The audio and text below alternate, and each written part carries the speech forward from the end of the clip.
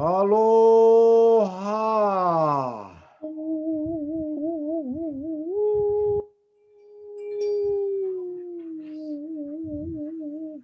Aloha. Hello, everybody. Welcome to another night of Facebook Live with Mel and Charlie here on the only Facebook Live at this time. I'm Charlie, and that's Mel. And as we get our things set up for tonight, may we ask you, please, all of you out there in TV land, to please share tonight's episode with your family and friends.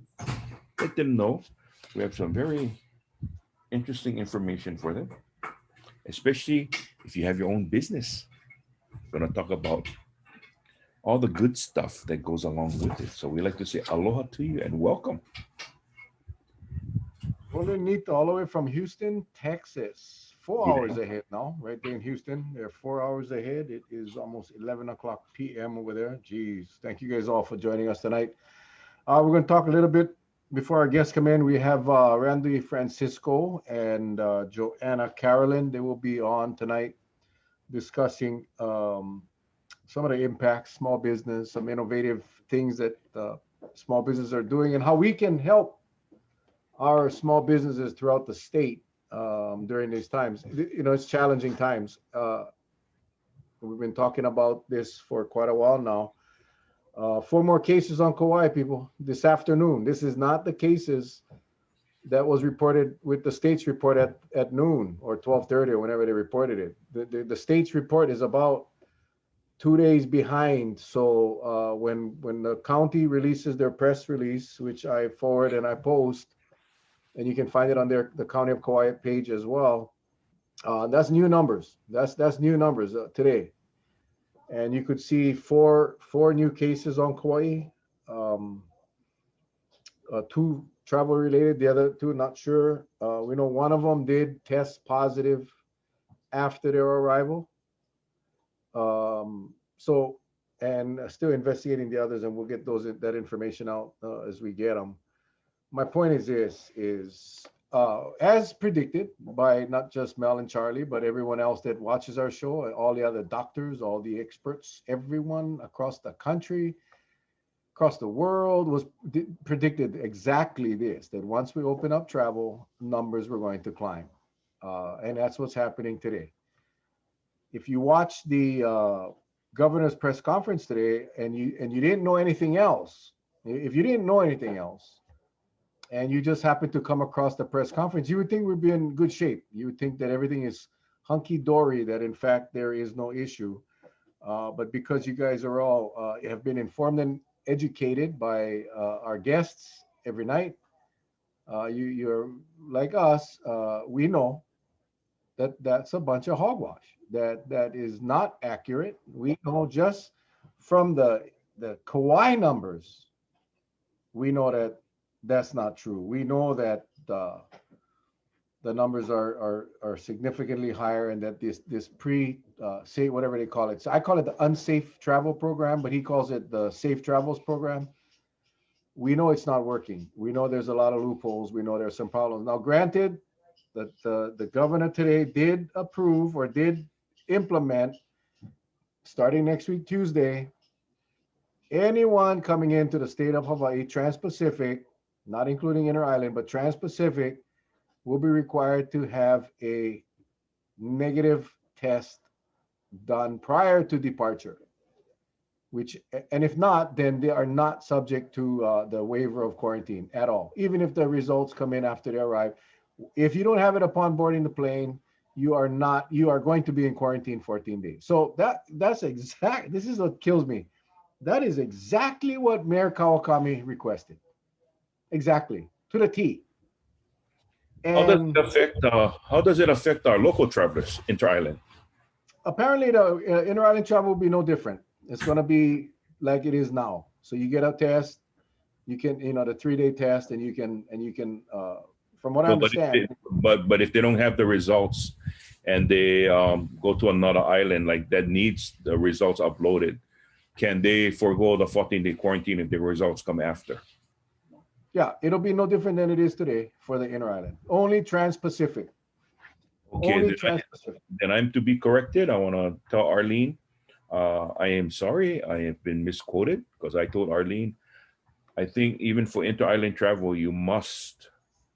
So that's going to be the difference, Mel. I think there might be a confusion there between inter-island and trans-Pacific. Well, up until about an hour and a half ago, in fact, on the way home, Patsy asked me that same very same question, and I was under the impression, like you, that it was for everybody. And we had to stop it somewhere. Patsy had to pick up some stuff for Pop Warner, and while she was talking to the lady, I was re-listening to the press conference, and and that question was asked. So yeah, don't feel bad, Charlie, because I didn't catch it on the first go around. I did on the second that this was only for Trans-Pacific. So don't feel bad. Don't feel bad. And until I read it in the proclamation, that's the final word. So I gotta go find it. I couldn't find it earlier today. So, Okay. but this is the frustration that this was what was proposed by our mayor. Exactly. And now the governor goes, to his credit, the governor says yes, and we're going to do it for the entire state.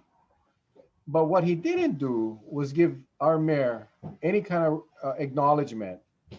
When he said, he goes, and people asking why we're doing this is because we have seen the numbers. Right. You know why you did them, because our mayor had proposed them and the mass population supported it. So while I say kudos to the governor for having the grapes to do it, because it needed to be done, that's just one part. That's one small step in the right direction.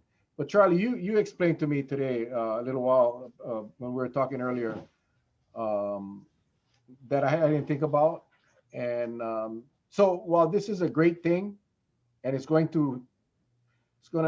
think it's gonna help some. There are some concerns. There are still some concerns, and you brought up a good one earlier.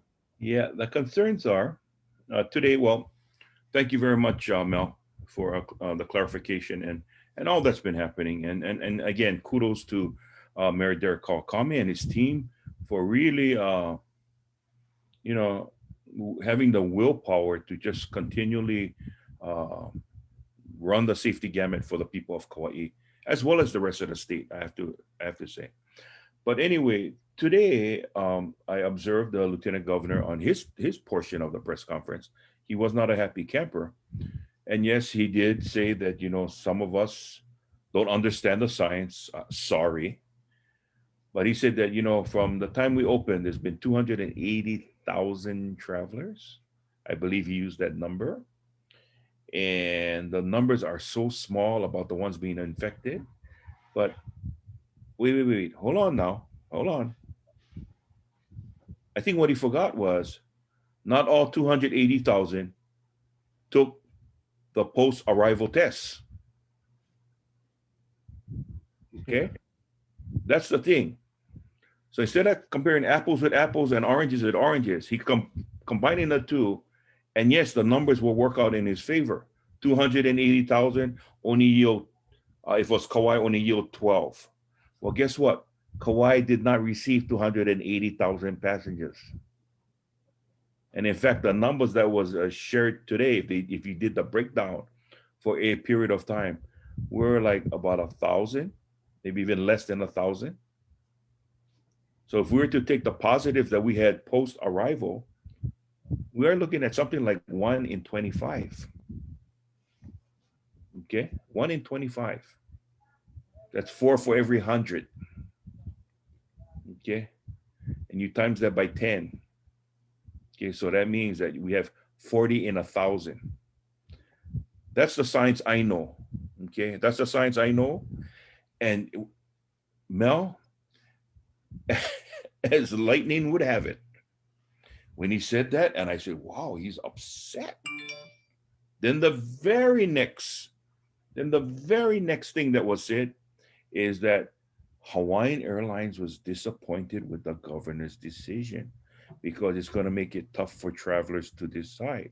Hawaiian Airlines, because we know that some of Hawaiian Airlines, especially the senior vice president, sits on one of the advisory boards for the governor.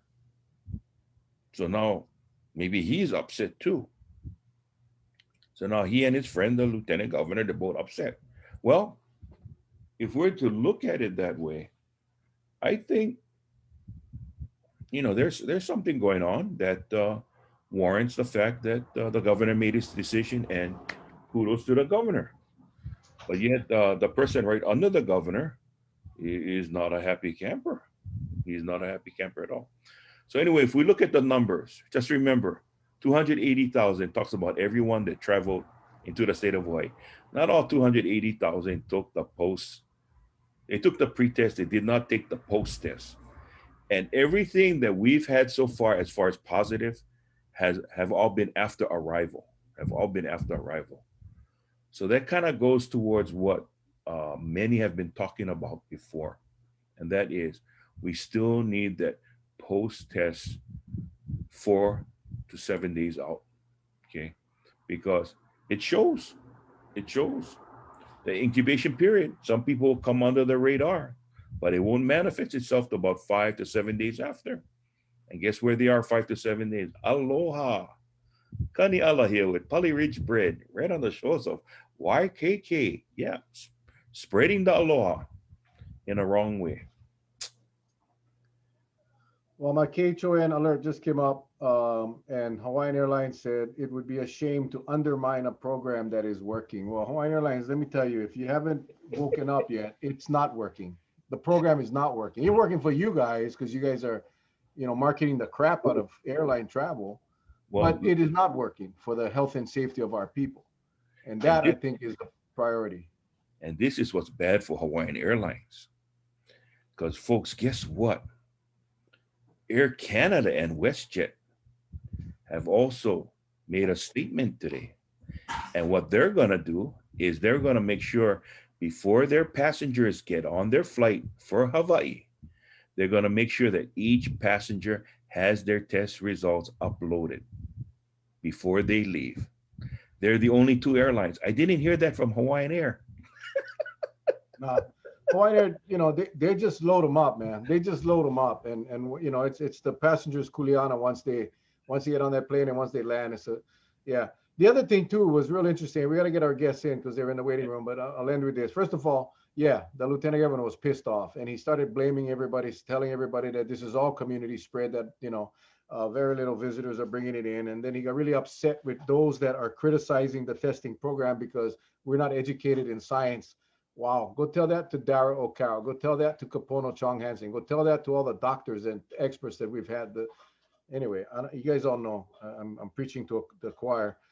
But the question that was interesting when they asked the Canadian people that was at the press conference about, well, how will it work for Americans flying over to Canada? And you heard what the guy said? He said, well, if you don't have a relative or you don't have a residence in Canada, you cannot come. Now, I think he's mistaken because the only borders that are closed are the northern and southern borders of the continental United States. But this is what he said. He said, we are not allowed to go to Canada. The borders are closed. But you guys are welcome to take our infectious residents that want to go vacation in Hawaii. Something wrong with that picture. Anyway, let's bring in our two wonderful. Yeah, interesting game, man. Interesting game. Randall can handle. I'll be well. Mel be well. I like that. And Joanna, Carolan.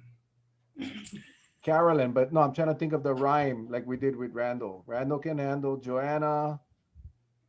We'll Don't figure say it it. out before Don't another say night. it. I'm Don't not. say I'm it. not. Rhymes with banana patch. Stop. See, See, that's I see. I say, don't say it. oh Oh, boy. Welcome. Thank you both for joining us tonight. Gosh, we're excited to have you guys on, and we'll try learn some innovative stuff tonight, some thinking outside of the box. So we have Randy Francisco and Joanna Carolan on the screen. I don't know how it shows up on your guys' screen, but Randy, let's start with you. If you want to give a brief introduction of yourself and then follow up by Joanna. Sure. Well, first, I'm from the West Side, proud to say, but always from Kauai. I, shall I say, got my start in the good old town of Hanapepe. My first job was at the famous Green Garden restaurant, Mm. which was the school of hard knocks, values about working hard and earning your minimum wage plus those tips. Then I went to college and then had a career in the UH system. And the joke was when I started at UH Hilo, then Manoa and the community colleges, wow, you're at Leeward now. When you going to Kauai? And here I am almost 15 years later. So it's been a fantastic journey. And for me, everything is full circle just because I get to do stuff for Hanapepe, for Kauai, and just, take all that knowledge and experience and bring it back to help our community. Right on. Awesome, awesome. Joanna Well, in the highest. How's that? Joanna in the highest. There we go. Thank you, thank you. Well, I do want to say Randy is not highlighting all of the things he's done recently in terms of, being the executive director of the Kauai Chamber, and there's a lot that he sort of left out in terms of all of his contributions to the community. But thank you for all you do, Randy, as well as being on the Hanapepe Economic Alliance board with me. So my start on Kauai happened in 1968 when my grandparents moved here. My grandfather was a psychiatrist, and he came over to be the head psychiatrist at Mahilona Hospital. And that was during, the Vietnam War. So he was pretty busy there. And my grandparents moved here from California. Actually, he flew over, in those days, you couldn't, not everybody could fly. So sight unseen, my grandmother moved over 2 weeks later. He fell in love with Kauai and said, this is where we're coming. So I got to spend my summers here as a kid, living with my grandparents. And when I was a teenager, like many teenagers, my mom and I weren't getting along so well. So my mother, who was a wise woman, said, would you like to go live with your grandparents? And I said, yes, I would. So I went to Kapa'a High School. My grandmother actually, Winona Sears, taught science there. And my grandfather, Dr. Sears, David Sears, basically retired from Mahilona, and then they both, lived here in retirement. I moved here permanently just prior to Aniki and thought I would start my career as an artist, right? Sort of the year before then everything shut down. But I got my start after Aniki. I started hand painting some tiles for people who were rebuilding. And that was the beginning of Banana Patch Studio, where I did hand painted tiles. And then when my company got big enough, actually the connection there with Green Garden is Gwen Hamabata had the old pool hall building, which is now the Banana Patch Studio. And I started Aloha Spice Company in 2007.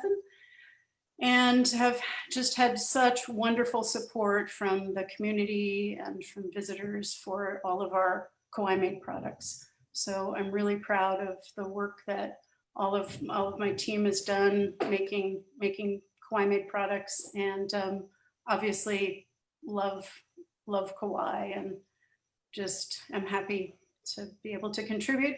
And Randy and I've been serving on the board of Hanapepe Economic Alliance, highlighting all things Hanapepe for quite a few years now. Randy, do you know how long we've been doing this?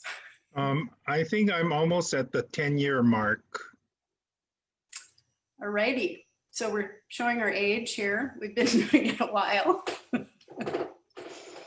Well, we're happy to have you on, and COVID, obviously our show is kind of centered around COVID, and we have had small business owners on. We've talked a lot about the impacts to small business. We've had businesses from other islands on, and while Hanapepe is somewhat unique, just a characteristic, Kauai's biggest little town, and what has occurred with Hanapepe over the last 10 years in old Hanapepe is just remarkable. And so while it's unique in certain ways, they share a lot of the issues and impacts that COVID has brought. And that's kind of what we want to talk about tonight. What are your businesses in Hanapepe and on Kauai, and in fact across the state? First of all, how are we being impacted, and where are we going? What are we looking? We're in such a time of uncertainty right now because we're in the middle of surges and we don't know what to expect. We know that the mainland is burning right now, burning up, and we kind of expect that to happen here just because the trends, just what the trends tell us. But maybe we can start with what did the businesses, what were the initial impacts, and then how did a lot of these businesses sustain? Some of them didn't. Some of them unfortunately had to close down. But for those that are in business, what's happening and where do we go from here? That's kind of where we can start. Randy, do you want to take this or do you want me to? Why don't you start? And I just want to let the audience know there is something that separates Joanna and I, because she actually runs a business, has a business, started a business. I'm not in business, but certainly my interest has been in helping the nonprofit sector. And I can speak on the outside perspective, but I think Hanapepe is a great start because there's a few things that I'll mention that come to mind. So Joanna? Yeah. So I think in terms of specifically Hanapepe, probably the biggest impact that most people notice is that we're not doing Friday Art Night. So Friday Art Night was started by the business community in 1997, actually. The artists in the Hanapepe bookstore and cafe started really, to help recover from Aniki. And a lot of storefronts were empty. So, started inviting street vendors and musicians.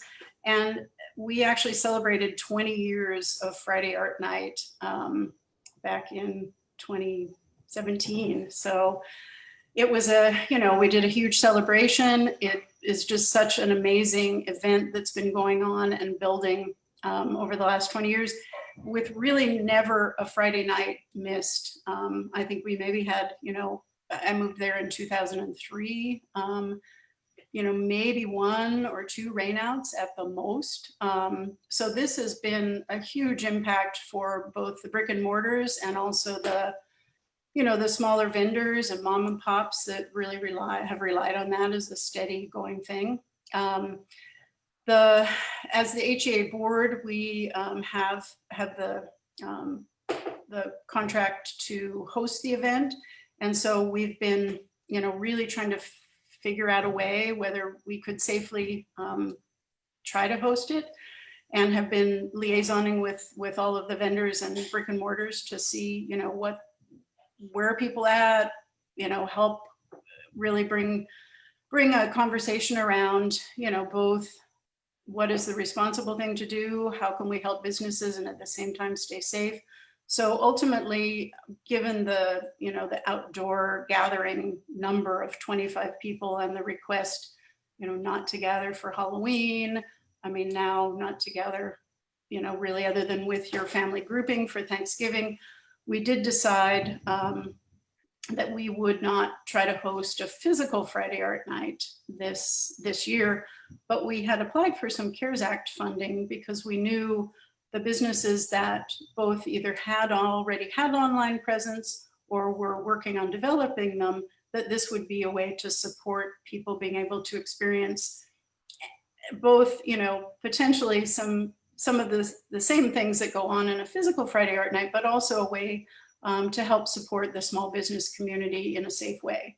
So we were really fortunate to be able to work with Jackson Communications and Brother Z, who many people know, Xavier Cummings of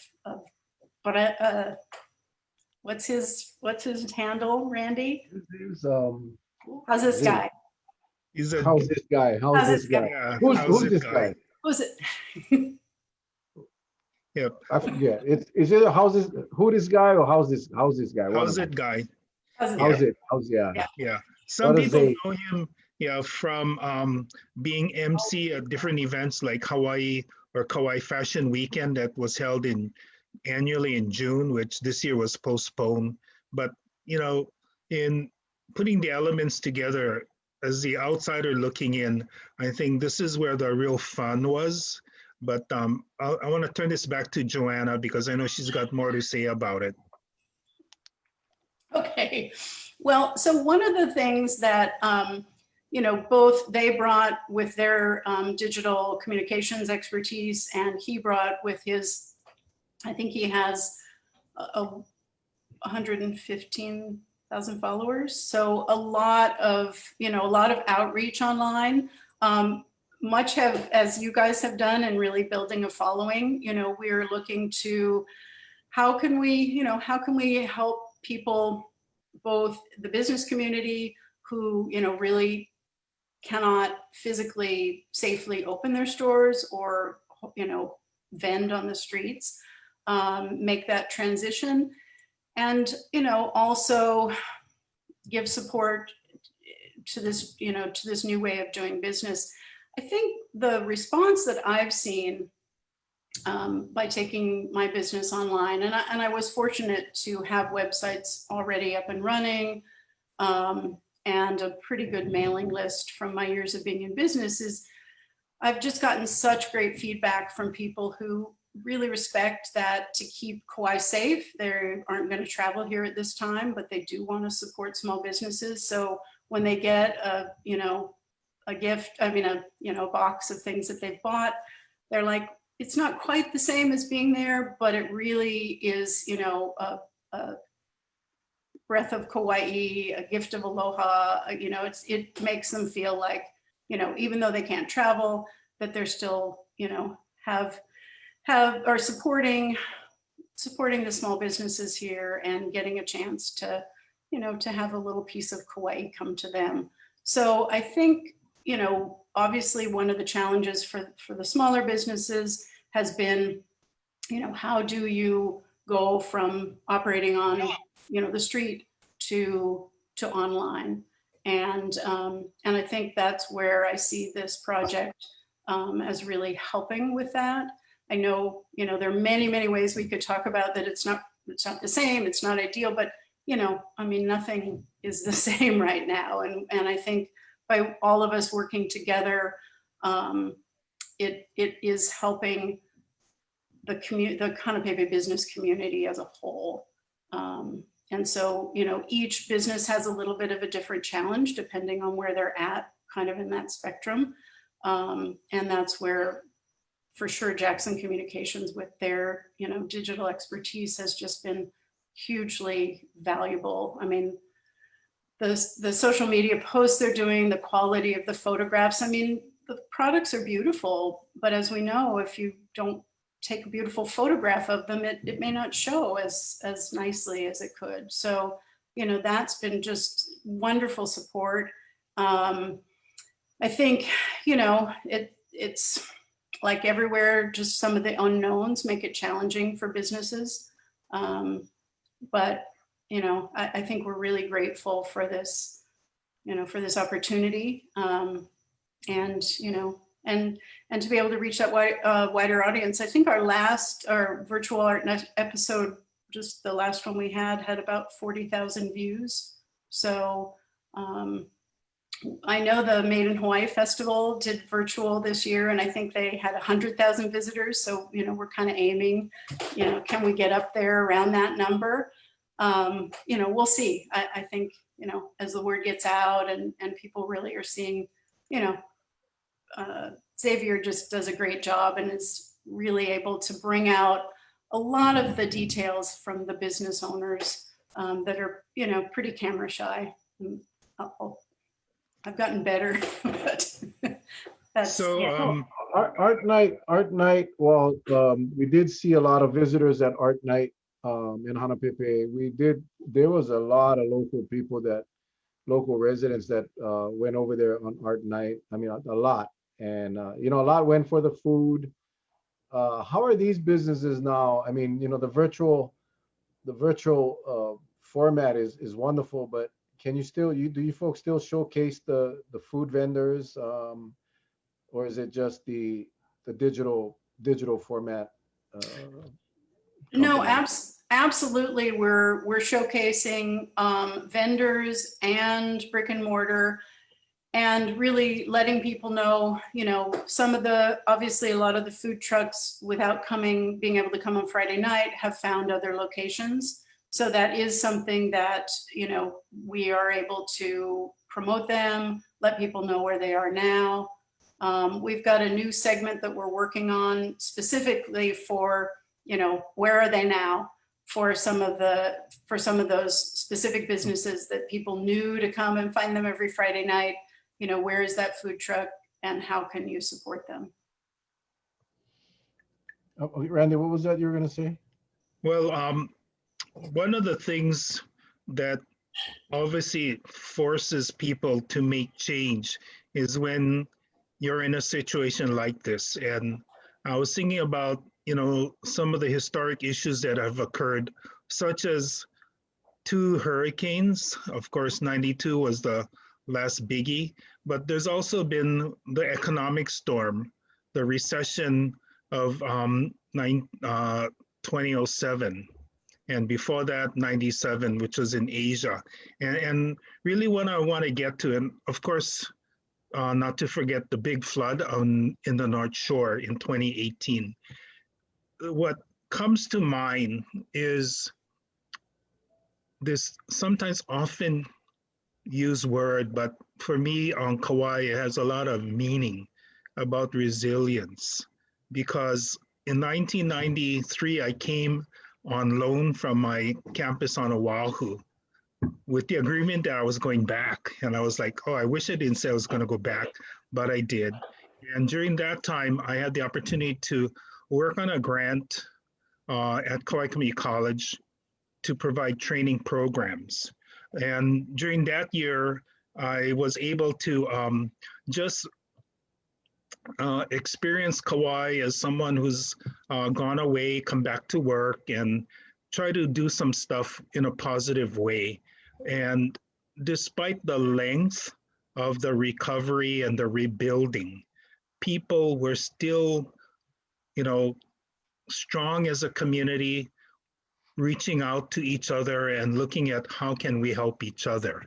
And to me, that is really the main theme that the entire island is about, that we're going to get through this together. With the CARES Act, it's really helped communities do more than what they didn't think they could, and leverage their capacity to do stuff, whether it was leveraging money, leveraging relationships. At the end of the day, you take all of this and it just helps a little, but adds to the big pot, which makes Kauai. And so people in Kauai, you know, they teach me all these things without realizing it, because it's very inspirational. We talk about Hanapipi Town, and the timing for me to come to Kauai after the hurricane was a good time to be, because it was a dream job. What would it be like to work on Kauai? And here this grant came in, and I got to live and work on Kauai and see what recovery I could do to help the communities. And that was a workforce training grant. And this is a time when people are saying, maybe I need to reevaluate what kind of a job, career, or priority I want to have for the rest of my life. And of course, pass on to the next generation. And so a lot of people I know are going through this phase and trying to determine, you know, what's important to them. And what I have learned is, yeah, profit is important because you need it to stay in business. But at the heart of it, Kauai is about values that I feel are about aloha, such as, hey, profit will come, but let's take care of our community first, because the locals and the visitors, they will come by. And one day when I was walking through Hanapipi, I was sitting at one of the benches, And one of the owners was just walking through, and we had a nice chat. And his shop was closed. It's an art shop that's been in business for a long time.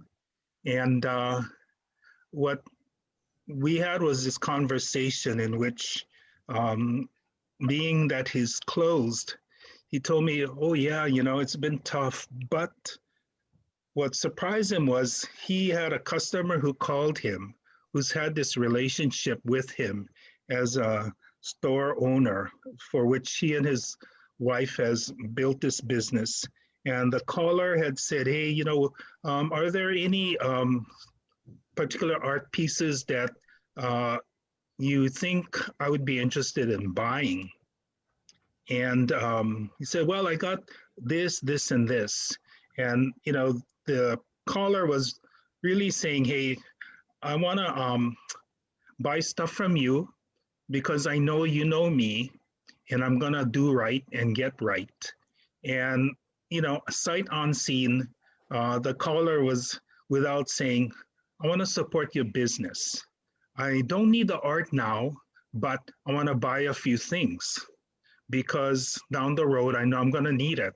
But what you need now is some sales. And that reminded me about what makes Kauai strong is these relationships. When you leverage that with the other aspect, which is the need to innovate and bring on your entrepreneurial gun, like people did over the past couple of decades, I'm saying this is how something like Corona Care funds can help. At the same time, I've come across many businesses that never did anything on social media or on websites or have something that's like 12 years old. However, with the CARES Act Fund and our gal, Renee Palmer and Jackson, we've been able to do things that force people to be out of the box. And if you're not willing to be out of the box, then why are you still in business? Because if you're not willing to change your business model, how are you going to expect to survive? And to me, that's really what I've seen in terms of resilience. People can retire, they can quit or whatever, but if you're in it, then you got to be committed to your insanity, because if you acknowledge that, then it's normal, because only crazy people stay in business during a time like this.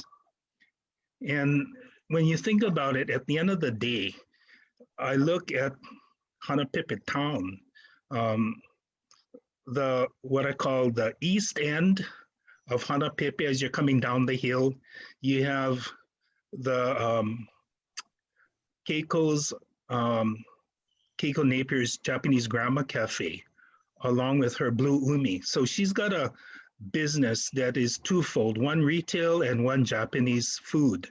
And next door is her great neighbor, Joanna. And they, along with the shops across, have helped to kind of create a new energy that was so needed. Because years ago when I came, everything was in the center of the town, where the dilapidated but soon come to life Aloha Theater is gonna come back in a year or two. And so the point of it is, I think people are recognizing if you're gonna go in it, you gotta go in at 150% and commit. And these coronavirus funds, CARES Act funds, have really helped the town because it's forcing people to say, am I willing to do what it takes to stay in business? What kind of new things am I willing to do to remain in business and continue? And so I've seen this, challenge for some people trying to decide, well, is this a good time to retire? Or should I continue? Because it's going to take money and insanity and, of course, a good banker. But at the end of the day, when you put all of this together, I think the magic happens because slowly people will respond. And the good example of that is we've got a town that has a variety of business activities, whether it's manufacturing in the form of art, creativity, or food manufacturing. You have an example again, Joanna. Besides her banana patch tiles and other infamous artwork, she also does her Aloha Spice. So, she's got two business type activities. And she's constantly, as I see, looking at what else can I do. Admittedly, right now she's closed, but she's closed for the right reasons, yet she's still busy because she's got appointments made. And I think most people are not used to making appointments to go shopping, but in a way, it reminds me of the old days where you may not make an appointment, but you had to ask the clerk across the counter, can I take a look at that? Because these are some old business things that says maybe some old business practices along with current ones is a new way to go. Combine that with web, technology, social media, and whatever. The other thing that I wanted to share is you got iconic businesses like uh, Aloha Sweet Shop in Kaumakani, formerly Thrifty Mart. By the way, people thought it was a thrift store. And of course, it's not. It's celebrating its 50th year plus as a bakery. And they certainly rebranded a few years ago. And now they're all over the place.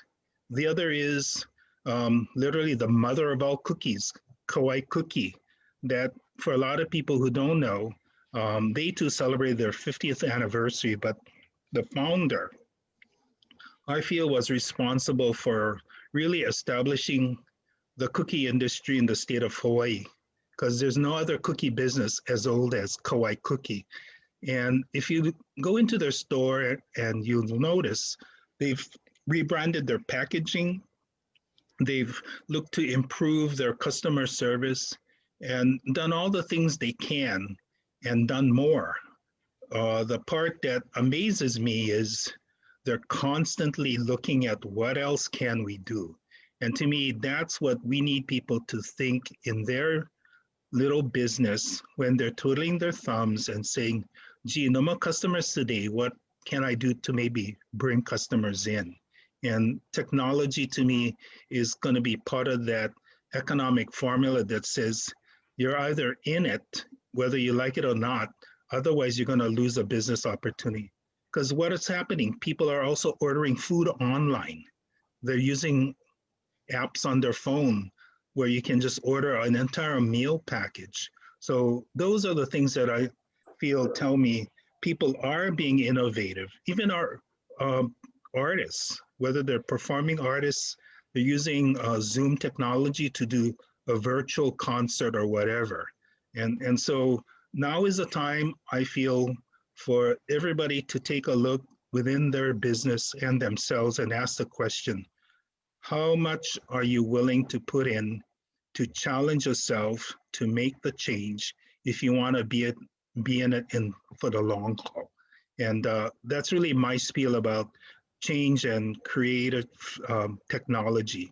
The other part that I was wanting to ask was for Joanna to share, since she's got, brick and mortar businesses at Kilohana as well as in Kilauea.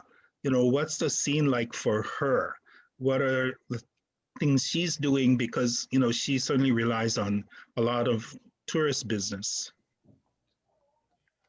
Yeah, real quick, one of the things, Randy, and thank you for that, because it's so important for businesses to uh, be innovative in this really crazy times.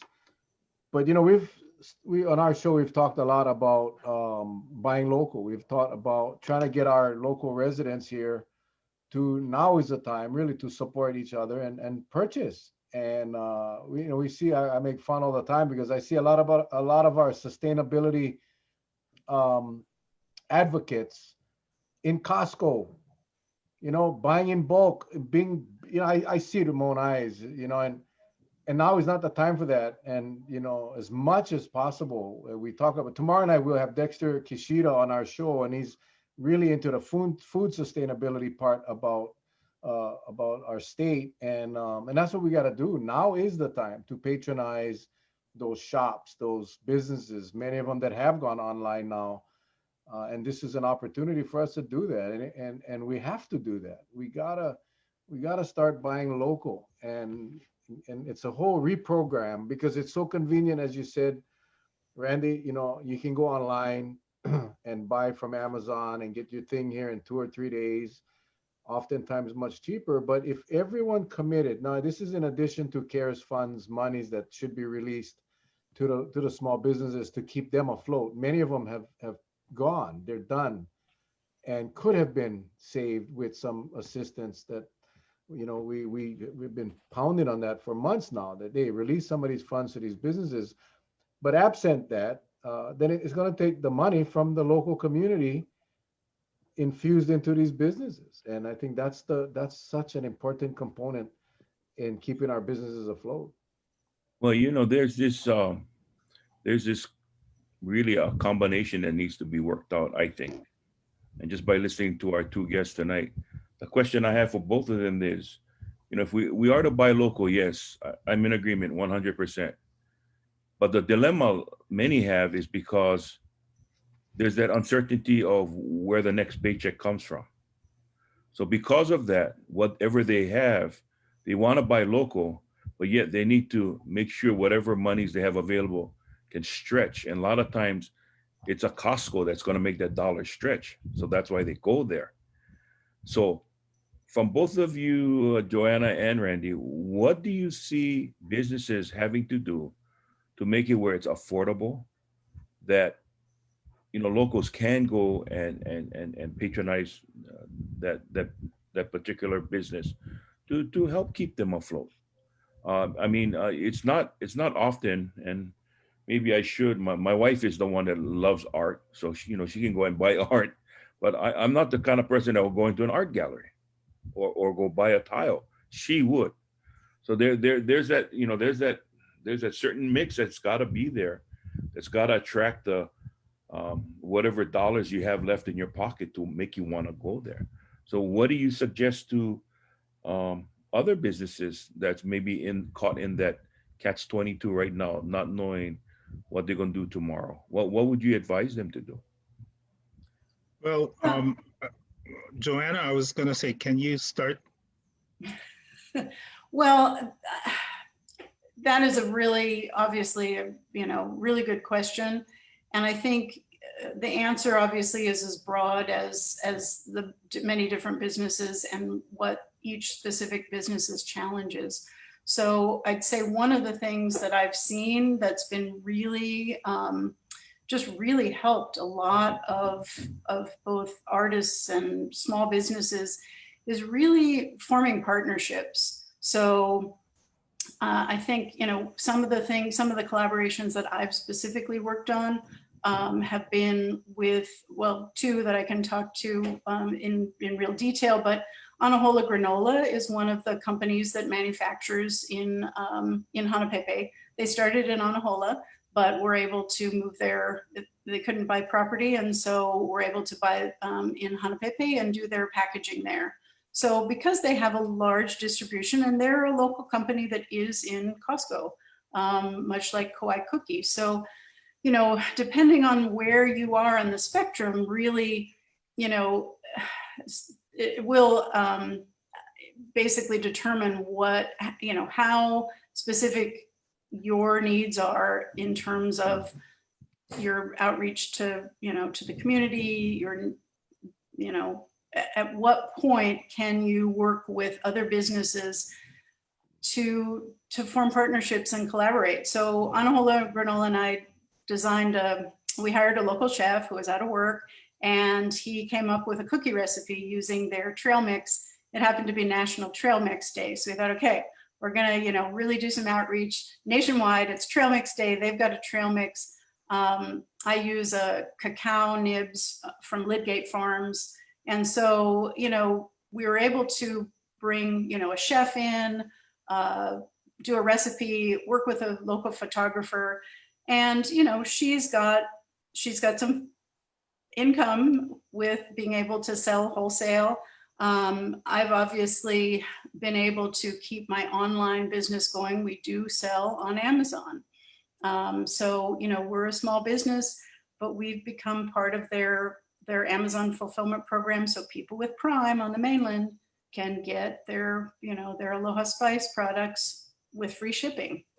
So, I mean, it is possible for even small businesses to partner both with some of these bigger companies like Amazon, but also with each other. So like food trucks partnering with musicians that have a following on, on social media. There's been some wonderful, I know Roxy, who eats all around Kauai, has really done a great job of coming to different small businesses, and with her outreach and following, driving more traffic there. So I think those partnerships are so important. And it is the responsibility of businesses at whatever level they are to reach out to where can you form a partnership to either reach a market segment, whether it's locally, whether it's on the mainland, to really grow your audience and make people aware of your product and what your needs are. And I think those collaborations is where it's also really exciting. I mean, you're not just on your own struggling, but you're sharing both your skills and your resources, and someone else is sharing theirs. So a musician that you think, okay, well, what can they really do or offer? And if they're partnering with with a food truck, or a chef is partnering with my spice company, and so I think that's where I see both creativity and as Randy talked about, resilience as well. So I think those partnerships are so important.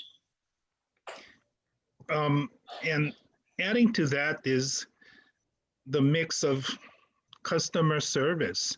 And I gotta say, at times I feel embarrassed that I've seen lousy customer service, to be honest.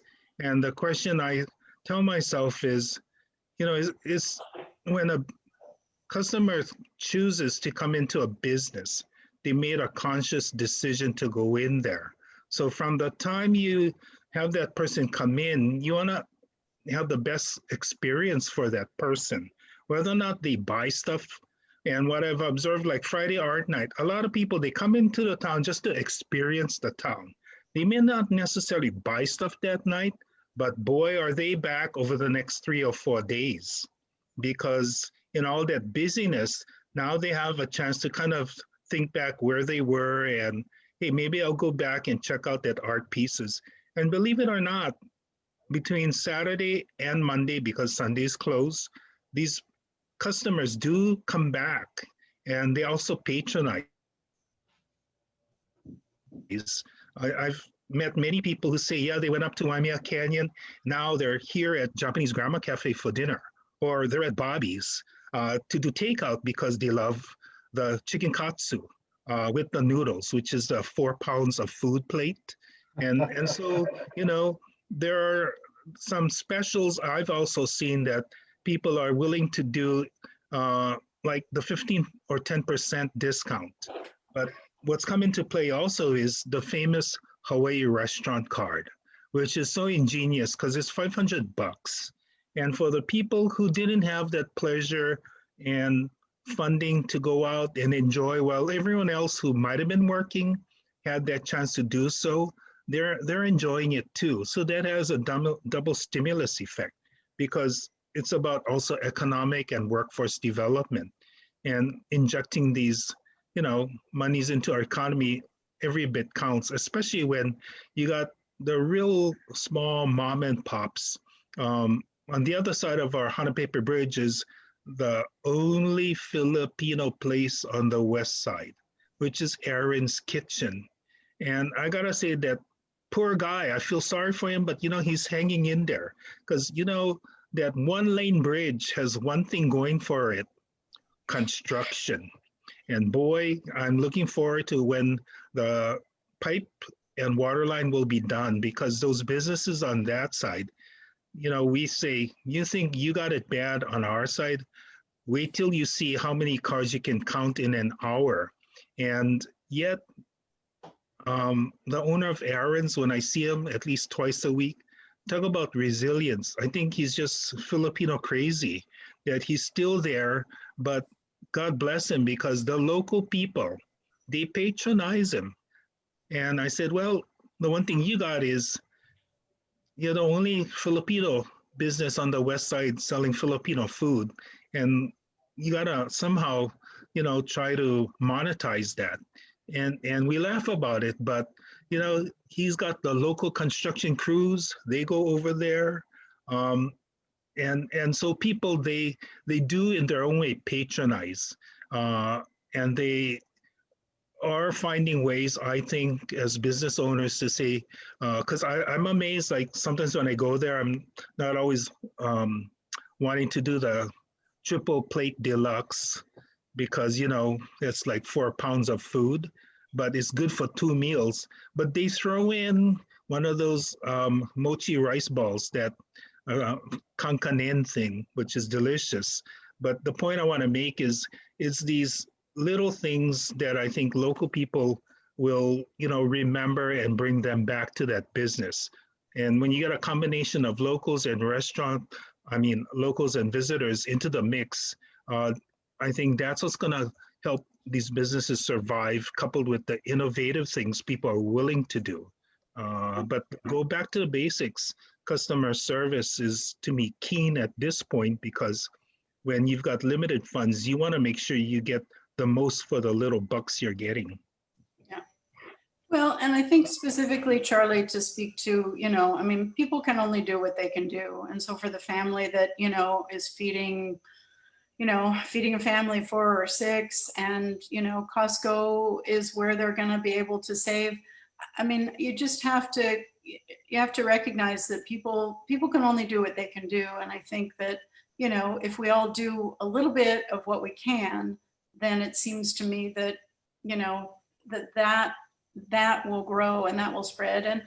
And if it really were just Kauai that we were having to support each other and be totally self-sustaining, then obviously, that is a huge task to grow all of our own food here. I think we're moving in the right direction for that, for sure. And, and I think that is where, we look to our visitors that do have more disposable income, some of them, to also infuse money.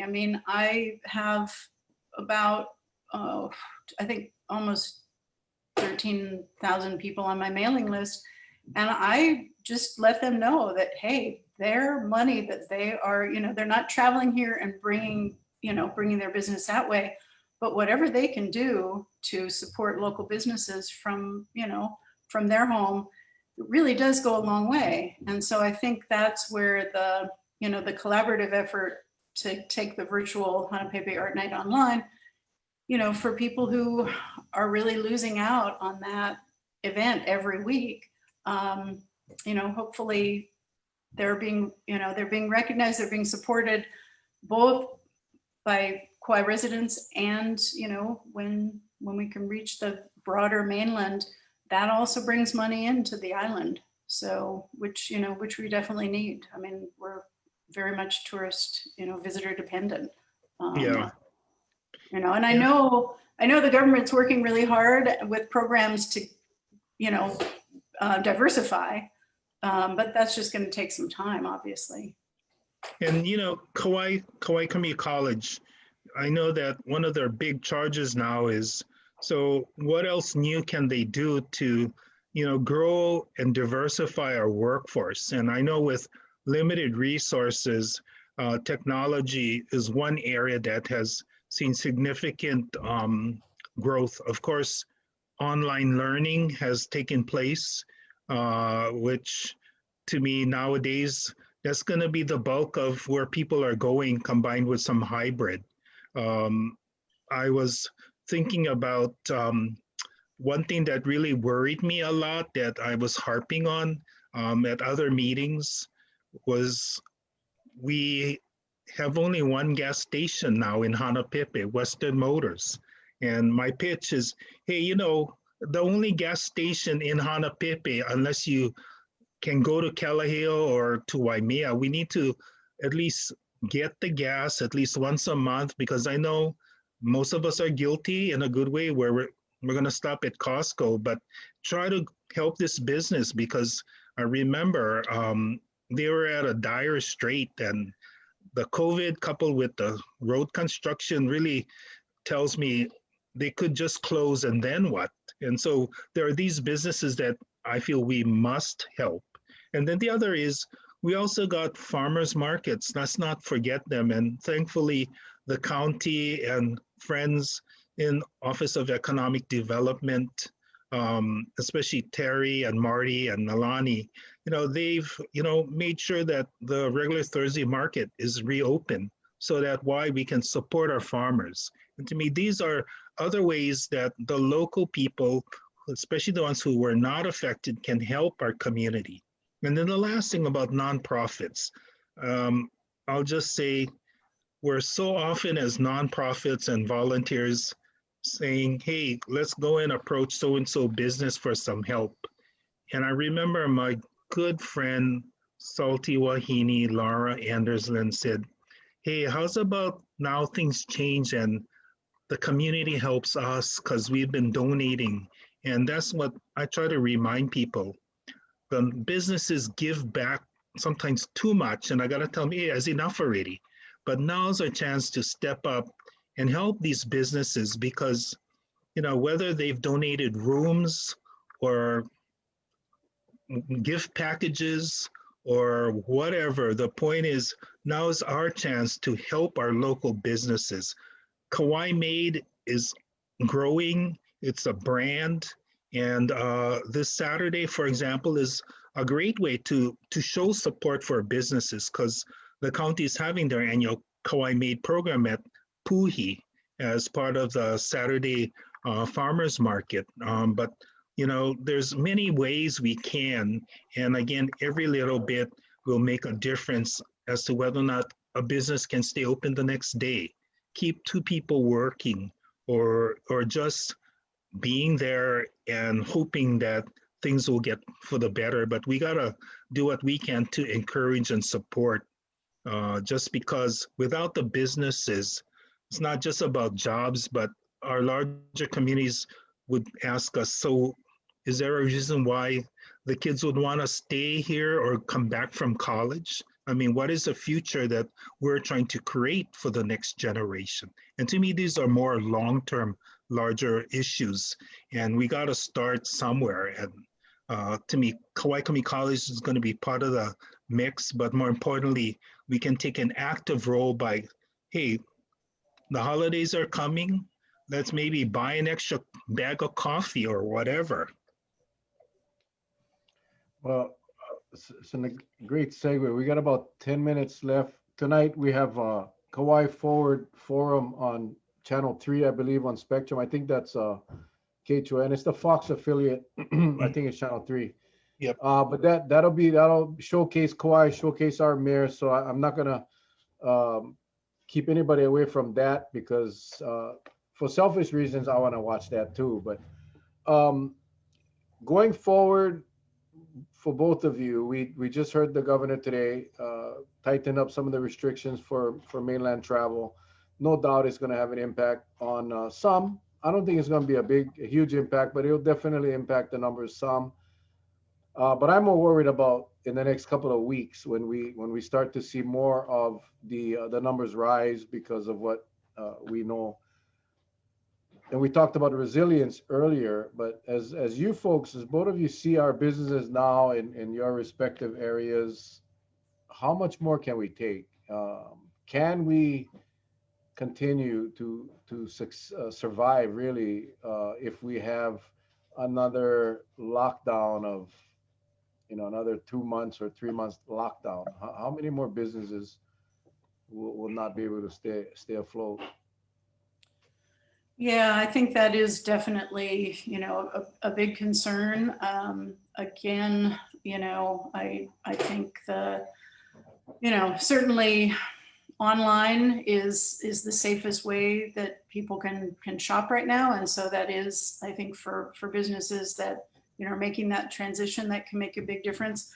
I probably, I think the biggest challenge, obviously, with each state going on its own under this federal government, it's been so hard. I mean, everyone's struggling without a overall federal plan, and Congress has just gone on recess without passing another stimulus. So I think that is where you see other countries being more successful at keeping their businesses businesses operating, with recognizing these businesses are sacrificing for the greater good, for the health of the community. We know that, Randy did ask me about some of the other places I am. I have a shop at Kilohana. Well, that whole center depends on very large numbers, both at the luau and the, cruise ships, Gaylord's restaurant. So, the fact is they really cannot operate safely. So, I understand as a state, it's going to be very difficult to try to support that business staying for the length of time, staying alive for the length of time that it's going to take. I'm just really hopeful that people can hang on until we do get some federal support, because I think I'm hopeful that under the new administration that there is a recognition that for businesses that are sacrificing, they need the support. We are sacrificing for the greater good. And, I'm never going to put the health and safety of my workers or their family members. They have, vulnerable family members. I cannot put business needs above someone's life. So, and I think it's unfair to ask a business to do that, to say, okay, are you going to risk someone's health or life to for your business? I mean, that's a really awful position to be in as a business owner. And so, obviously we'll do what we can to support each other as a community. Some of these issues really do need the larger support of, even greater than the state. I mean, the state right now, states can't run a deficit. They cannot just say, okay, we're going to spend this money knowing we will be able to pay it back. The federal government can run a deficit. And you see it in other countries. You see it in Australia and New Zealand, where they are living normal, pretty much normal lives right now because of that support. So, I know I'm probably preaching to the choir here somewhat, but, it is something that I think we cannot fully answer, both on the local or even the state level. We can do what we can, but, that's hopefully coming soon. And if people, hopefully can hang on. Yeah, well, we'll see. New administration, same Congress. That's going to be the problem. And they're all going to have to grow up real quick and act like adults, and we can all get through this. I would agree with that. Randy, any closing thoughts, Randy? Well, I was thinking about, sacrifices made, and I was really humbled this past spring when the chamber did a survey of businesses, and without a doubt, people were saying, we're going to close because the bigger and more important thing is keeping our communities safe, which is if they had to close, they're willing to do it, and they did. I mean, 3/4 of the respondents said, hey, yeah, we're going to close because it's the right thing to do. And to me, that's the reminder that businesses will do what is right, because why? They're part of the extended ohana of Kauai. And so we got to remember that. And that's why I say, let's support them because they've supported us. Because if the businesses disappear, it's not just about the jobs, but it's also about tax revenue and so on and so forth. And the great thing about Hanapepe is, as they are nearing almost 90% of renovation of the town, the tax base, the economic base, and the collective base continue to grow. And for me, as a student in historic preservation, the amazing thing to see is Aloha Theater come back to life because it's the center of the town and it's physically what's going to reunite both bookends of the town. And that's my closing, that we're in it together, not to use an old phrase, but we just got to support each other and hang in there with aloha. Absolutely. Charles? Thank you to both of our guests. I mean, fascinating, different perspective. COVID has been a, what can I It's say? been this. Well, the thing is, I I believe many have taken it seriously from the start, but there was many that have didn't, and that's what made this thing go in all different directions. But I think now is a time that we learn, and like businesses, you two have said a lot for the town of Hanapepe, and I think it will resonate throughout all the different other communities statewide, how they can uplift their communities to support the businesses where they're at. And that was our whole goal tonight. How does COVID affect the recovery and the revitalization of businesses? Because that's the most important thing. Because they've always said small business is the pillar of our community. There's no way, there's no way of getting around that. And the sooner we recognize that, and when we see small businesses one by one topple over, never to return, then that's when things get very, very scary. And what we want to do is prevent that from happening. So again, to both of you, thank you so much. To our viewers, I hope we're able to bring you something tonight that can help you, inform you, and educate you. And I appreciate you sticking around. Thank you very, very much, Brother Mel. Thank you all for joining us tonight. Interesting discussion. It's a tough issue. This the whole economy thing and small business. I hate to see small businesses go under, but we just gotta again take care of each other during this time, like we did after the hurricane. Yeah, unfortunately, some will not be able to sustain themselves, but we can all do our little part to help out. I saw somebody post, buy that little Christmas gift. Just go to a local shop and buy a little ornament or something if you can. And for those that are struggling, of course, we understand. So thank you both for joining us. Best of luck to you guys going forward.